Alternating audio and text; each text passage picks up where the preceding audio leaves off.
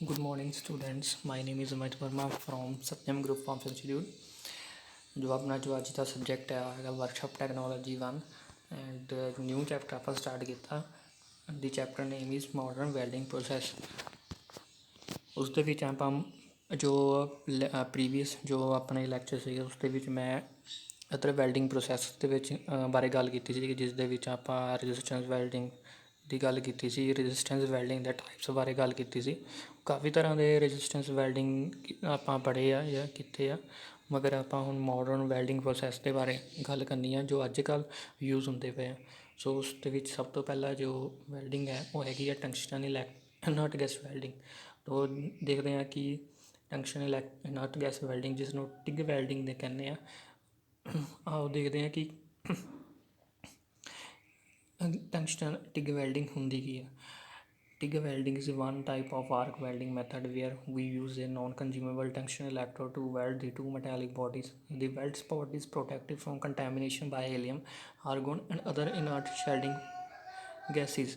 With this process, there is no longer a need for filler metal that is typically used in the process of arc welding. This process make this kind of weld highly resistant to the effect of corrosion. Tungsten TIG welding ਇੱਕ ਆਰਕ welding ਦੀ type ਆ, ਠੀਕ ਹੈ। ਜੋ ਇਹਦਾ principal ਹੈ ਉਹ ਆਰਕ welding ਦੇ principal ਦੇ ਨਾਲ ਸੇਮ ਹੈ। ਸਿਰਫ ਇੱਕੋ ਹੀ ਡਿਫਰੈਂਸ ਆ ਕਿ ਉਸ ਦੇ ਵਿੱਚ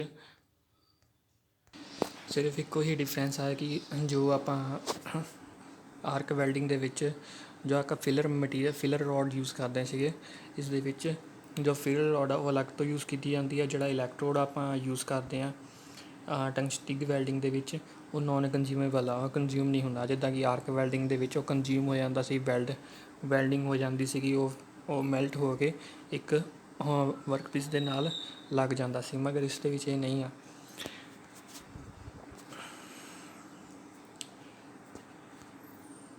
ਸੋ ਇਹਦੇ ਵਿੱਚ ਇੱਕ ਗੈਸ ਯੂਜ਼ ਕੀਤੀ ਜਾਂਦੀ ਹੈ ਨਟ ਗੈਸ, ਜੋ ਕਿ ਹੀਲੀਅਮ ਔਰ ਆਰਗੋਨ ਹੁੰਦੀ ਹੈ।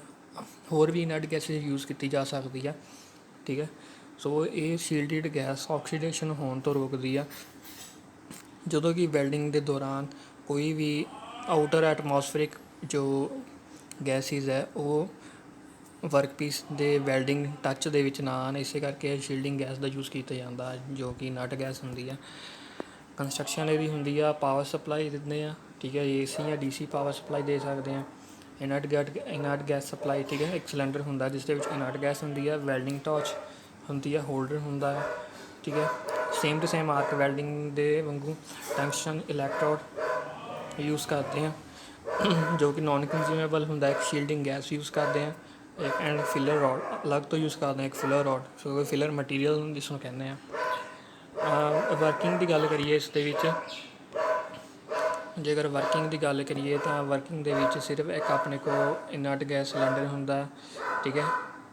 ਇੱਕ ਰੈਗੂਲੇਟਰ ਲੱਗਾ ਹੋਇਆ ਉੱਪਰ ਜੋ ਕਿ ਗੈਸ ਨੂੰ ਰੈਗੂਲੇਟ ਕਰਨਾ, ਘੱਟ ਵੱਧ ਕਰਨਾ, ਜਾਂ ਉਸਦਾ ਪ੍ਰੈਸ਼ਰ ਨੂੰ ਦੱਸਦਾ ਆ ਕਿੰਨਾ ਪ੍ਰੈਸ਼ਰ ਆ ਸਿਲੰਡਰ ਦੇ ਵਿੱਚ। ਐਂਡ ਇੱਕ ਵੈਲਡਿੰਗ ਟਾਰਚ ਹੁੰਦੀ ਆ, ਠੀਕ ਹੈ।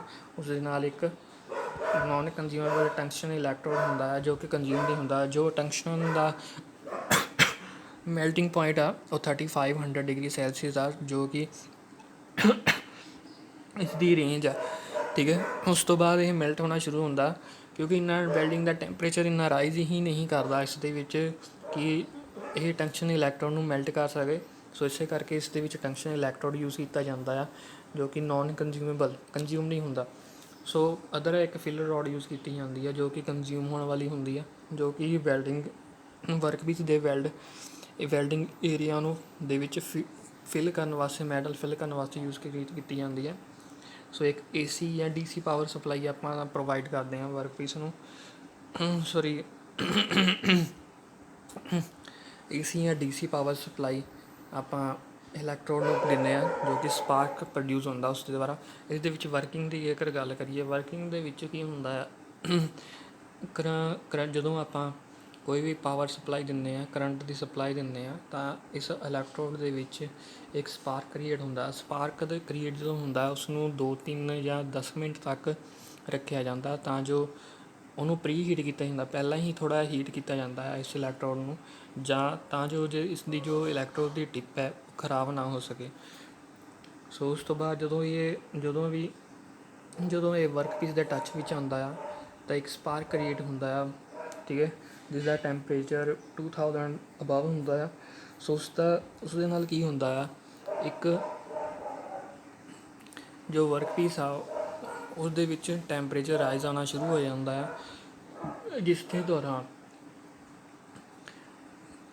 ਆਪਾਂ ਅਦਰ ਸਾਈਡ ਤੋਂ ਆਪਾਂ ਇੱਕ ਇਨਰਟ ਗੈਸ ਸਪਲਾਈ ਕਰਦੇ ਹਾਂ। ਇਨਰਟ ਗੈਸ ਸਪਲਾਈ ਕਰਨ ਦੇ ਨਾਲ ਕੀ ਹੁੰਦਾ ਹੈ, ਇੱਕ ਸ਼ੀਲਡਿੰਗ ਗੈਸ ਬਣਦੀ ਆ ਜੋ ਕਿ ਆਕਸੀਡੇਸ਼ਨ ਤੋਂ ਬਚਾਉਂਦੀ ਆ। ਅਤੇ ਇੱਕ ਜਦੋਂ ਟੈਂਪਰੇਚਰ ਬਹੁਤ ਜ਼ਿਆਦਾ ਰਾਈਜ਼ ਕਰ ਜਾਂਦਾ ਆ ਤਾਂ ਇੱਕ ਫਿਲਰ ਰੋਡ ਲੈ ਕੇ ਵੈਲਡਿੰਗ ਏਰੀਆ ਨੂੰ ਆਪਾਂ ਫਿਲ ਕਰ ਦਿੰਦੇ ਹਾਂ, ਠੀਕ ਹੈ। ਤੋ ਇੱਕ ਵੈਲਡਿੰਗ ਕ੍ਰੀਏਟ ਹੋ ਜਾਂਦੀ ਹੈ, ਠੀਕ ਹੈ, ਵੈਲਡਿੰਗ ਬਣ ਜਾਂਦੀ ਆ ਆਪਾਂ। ਸੋ ਇਹਦਾ ਨੋਰਮਲ ਪ੍ਰੋਸੈਸ ਆ, ਆਰਕ ਵੈਲਡਿੰਗ ਦੀ ਤਰ੍ਹਾਂ ਹੀ ਹੈ ਇਹ, ਮਗਰ ਇਸ ਦੇ ਵਿੱਚ ਇੱਕ ਡਿਫਰੈਂਸ ਆ ਕਿ ਇਸ ਦੇ ਵਿੱਚ ਇੱਕ ਨੋਨ ਕੰਜ਼ਿਊਮੇਬਲ ਟੰਕਸ਼ਨ ਇਲੈਕਟ੍ਰੋਡ ਯੂਜ਼ ਕੀਤਾ ਜਾਂਦਾ ਅਤੇ ਇੱਕ ਇਨਰਟ ਗੈਸ ਯੂਜ਼ ਕੀਤੀ ਜਾਂਦੀ ਆ ਅਲੱਗ ਤੋਂ, ਜੋ ਕਿ ਸ਼ੀਲਡਿੰਗ ਪ੍ਰੋਵਾਈਡ ਕਰਦੀ ਹੈ। ਐਂਡ ਇੱਕ ਫਿਲਰ ਰੋਡ ਯੂਜ਼ ਕੀਤੀ ਜਾਂਦੀ ਆ ਅਲੱਗ ਤੋਂ, ਜੋ ਕਿ ਵੈਲਡਿੰਗ ਏਰੀਆ ਨੂੰ ਫਿਲ ਕਰਨ ਵਾਸਤੇ ਹੀ ਕੀਤੀ ਜਾਂਦੀ ਆ। ਸੋ ਤਾਂ ਇਹਦੀ ਹੋ ਗਈ ਵਰਕਿੰਗ। ਸੋ ਇਹਦਾ ਮੈਂ ਤੁਹਾਨੂੰ ਜੋ ਥਿਓਰੈਟੀਕਲ ਪਾਰਟ ਆ ਲਿਖਣ ਵਾਸਤੇ ਉਹ ਤੁਹਾਨੂੰ ਮੈਂ PDF ਫਾਈਲ ਸੈਂਡ ਕਰ ਦੂੰਗਾ। ਜੋ ਮੈਂ ਸਮਝਾਇਆ ਸਿਰਫ ਉਸ ਦੇ ਵਿੱਚ ਉਹ ਹੀ ਸੇਮ ਟੂ ਸੇਮ ਲਿਖਿਆ ਹੋਇਆ। ਇੱਕ ਗੱਲ ਹੋਰ ਕਿ ਟੰਗਸਟਨ ਇਲੈਕਟ੍ਰੋਡ ਦਾ ਟੈਂਪਰੇਚਰ ਇੰਨਾ ਰਾਈਜ਼ ਕਰ ਜਾਂਦਾ ਕਿ ਇਸ ਨੂੰ ਕੂਲਿੰਗ ਦੇਣ ਵਾਸਤੇ ਇੱਕ ਵਾਟਰ ਸਪਲਾਈ ਦਿੱਤੀ ਜਾਂਦੀ ਆ, ਠੀਕ ਹੈ। ਜੋ ਇਸ 'ਤੇ ਵਾਟਰ ਕੂਲਿੰਗ ਸਿਸਟਮ ਦਿੱਤਾ ਜਾਂਦਾ ਜੋ ਕਿ ਇਲੈਕਟ੍ਰੋਡ ਦੇ ਵਿੱਚੋਂ ਹੋ ਕੇ, ਠੀਕ ਹੈ, ਸਰਕੂਲੇਟ ਹੁੰਦਾ ਹੈ, ਇਸ ਨੂੰ ਕੂਲਿੰਗ ਕਰਦਾ ਹੈ ਇਲੈਕਟ੍ਰੋਡ ਨੂੰ, ਠੀਕ ਹੈ। ਬਾਕੀ ਸਾਰਾ ਕੁਝ ਜੋ ਮੈਂ ਦੱਸਿਆ ਇਹਦੀ ਵਰਕਿੰਗ ਬਹੁਤ ਜ਼ਿਆਦਾ ਸਿੰਪਲ ਆ, ਠੀਕ ਹੈ। ਟਿਕ ਵੈਲਡਿੰਗ ਤੋਂ ਯਾਦ ਰੱਖਣਾ ਕਿ ਟੰਗਸਟਨ ਇਲੈਕਟ੍ਰੋਡ ਯੂਜ਼ ਕਰਦੇ ਹਾਂ ਇਸ ਦੇ ਵਿੱਚ, ਠੀਕ ਹੈ, ਇੱਕ ਇਨਰਟ ਗੈਸ ਯੂਜ਼ ਕਰਦੇ ਹਾਂ। ਬਾਕੀ ਇਸ ਦੀ ਵਰਕਿੰਗ ਬਾਕੀ ਵੈਲਡਿੰਗਸ ਦੀ ਤਰ੍ਹਾਂ ਸੇਮ ਹੀ ਹੈ, ਠੀਕ ਹੈ।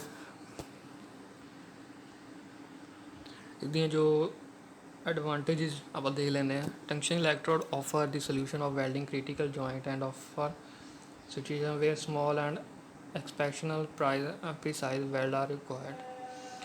ਸੋ ਟੰਗਸਟਨ ਇਲੈਕਟ੍ਰੋਡ ਵੈਲਡਿੰਗ ਜੋ ਯੂਜ਼ ਕੀਤੀ ਜਾਂਦੀ ਆ ਆਪਣੇ ਆਟੋਮੋਬਾਈਲ ਇੰਡਸਟਰੀ ਦੇ ਵਿੱਚ ਯੂਜ਼ ਕੀਤੀ ਜਾਂਦੀ ਆ, ਜਿਸ ਦੇ ਵਿੱਚ ਜੋ ਐਕੂਰੇਸੀ ਹੈ ਇਸਦੀ ਉਹ ਕਾਫੀ ਜ਼ਿਆਦਾ ਹੁੰਦੀ ਹੈ। It can be perform with wide variety of metal, ਠੀਕ ਹੈ। ਕਈ ਤਰ੍ਹਾਂ ਦੇ ਮੈਟਲਸ ਨੂੰ ਵੈਲਡ ਕਰਨ ਵਾਸਤੇ ਯੂਜ਼ ਕੀਤੀ ਜਾਂਦੀ ਹੈ, different types of metals. It can done in both automatic and manual. So ਇਹ ਦੋਨੋਂ ਆਟੋਮੈਟਿਕ ਜਾਂ ਮੈਨੂਅਲ ਦੇ ਵਿੱਚ ਆਉਂਦੀਆਂ। ਆਟੋਮੈਟਿਕ ਦੇ ਵਿੱਚ ਜੋ ਟੰਗਸਟਨ ਇਲੈਕਟ੍ਰੋਡ ਨੂੰ ਹੋਲਡ ਕਰਨ ਵਾਸਤੇ ਜੋ ਇੱਕ ਮਸ਼ੀਨ ਯੂਜ਼ ਕੀਤੀ ਜਾਂਦੀ ਹੈ, ਅਤੇ ਮੈਨੂਅਲ ਦੇ ਵਿੱਚ ਆਪਾਂ ਬਾਏ ਇੱਕ ਕੋਈ ਪਰਸਨ ਹੁੰਦਾ ਆ ਜੋ ਕਿ ਇਸ ਨੂੰ ਹੋਲਡ ਕਰਦਾ ਆ। Overall it is the one most efficient way to join two metals. No slag is produced. TIG welding can be done in any position. ਸੋ ਇੱਕ ਐਫੀਸ਼ੀਐਂਟ ਮੈਥਡ ਆ ਵੈਲਡਿੰਗ ਕਰਨ ਦਾ। ਇਸ ਦੇ ਵਿੱਚ ਇਹ ਵੀ ਹੈ ਕਿ ਇੱਕ ਸਲੈਗ ਵੀ ਨਹੀਂ ਬਣਦੀ। ਕਈ ਵੈਲਡਿੰਗਸ ਦੇ ਵਿੱਚ ਸਲੈਗ ਕ੍ਰੀਏਟ ਹੋ ਜਾਂਦੀ ਹੈ ਜਿਸ ਨੂੰ ਰਿਮੂਵ ਕਰਨਾ ਬਾਅਦ 'ਚੋਂ ਕਰਨਾ ਪੈਂਦਾ, ਮਗਰ ਇਸ ਦੇ ਵਿੱਚ ਇਹ ਚੀਜ਼ ਨਹੀਂ ਹੈ। ਟਿਗ ਵੈਲਡਿੰਗ ਦਾ ਜੋ ਇਲੈਕਟ੍ਰੋਡ ਕਿਸੇ ਵੀ ਡਾਇਰੈਕਸ਼ਨ ਦੇ ਵਿੱਚ ਰੱਖ ਕੇ ਇਸ ਨੂੰ ਯੂਜ਼ ਕੀਤਾ ਜਾ ਸਕਦਾ। ਕਈਆਂ ਦੇ ਵਿੱਚ ਕੀ ਹੁੰਦਾ ਕਿ ਆਪਣਾ ਐਂਗਲ ਦੇਣਾ ਪੈਂਦਾ ਹੈ ਕਿ ਜੋ ਇਲੈਕਟ੍ਰੋਡ ਦਾ ਜੋ ਐਂਗਲ ਆ ਉਹ 45 ਡਿਗਰੀ ਸੈਲਸੀਅਸ ਹੋਣਾ ਚਾਹੀਦਾ ਹੈ ਵਰਕ ਪੀਸ ਦੇ ਉੱਪਰ। ਤਾਂ ਇਸ ਦੇ ਵਿੱਚ ਇੱਦਾਂ ਦੀ ਕੋਈ ਗੱਲ ਨਹੀਂ ਹੈਗੀ। ਸੋ ਇਸ ਦਾ ਮੈਂ ਤੁਹਾਨੂੰ PDF ਸੈਂਡ ਕਰਦਾ ਹਾਂ, ਉਸਨੂੰ ਪ੍ਰੋਪਰਲੀ ਰੀਡ ਕਰਨਾ ਹੈ, ਠੀਕ ਹੈ। ਥੈਂਕਸ।